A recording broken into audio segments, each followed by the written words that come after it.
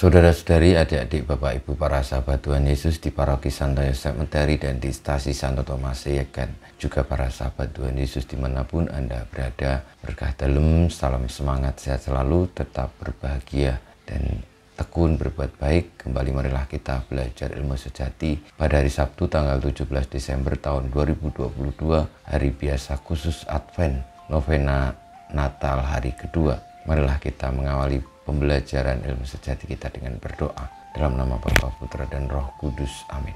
Allah Bapa pencipta dan penyelamat kami, Engkau mengendaki sabdamu menjadi manusia dalam rahim perawan Maria. Semoga Putra Tunggalmu, manusia seperti kami, sudi mengikut sertakan kami dalam kehidupan ilahi dengan pengantaran Tuhan kami Yesus Kristus Putramu, yang hidup dan berkuasa bersama Dikau dalam persatuan Roh Kudus, Allah sepanjang segala masa. Amin.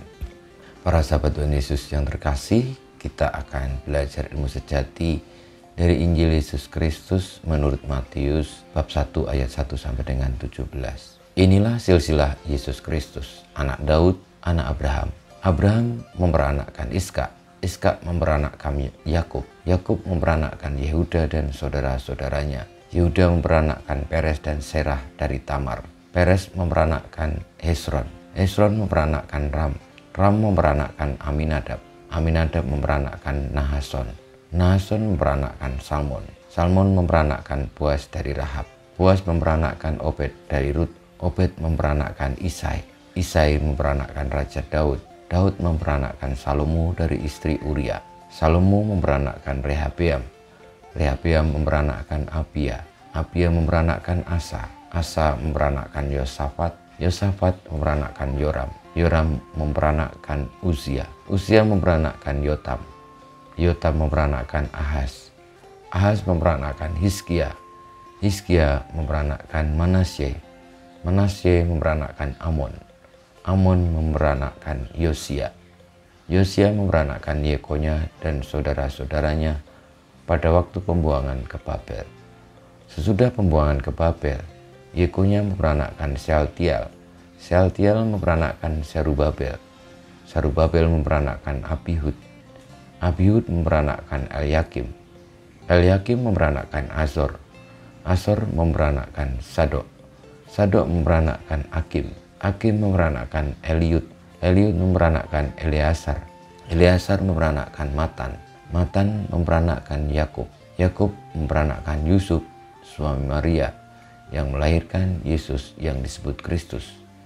Jadi seluruhnya ada 14 keturunan dari Abraham sampai Daud, 14 keturunan dari Daud sampai pembuangan ke Babel, dan 14 keturunan dari pembuangan ke Babel sampai Kristus. Demikianlah sabda Tuhan, terpujilah Kristus. Saudara-saudari yang terkasih, tidak mudah untuk memahami makna kitab suci yang menuliskan tentang silsilah Tuhan Yesus, mulai dari Bapak Abraham, lalu Raja Daud, hingga ke Yusuf, Bapak asuh Tuhan Yesus.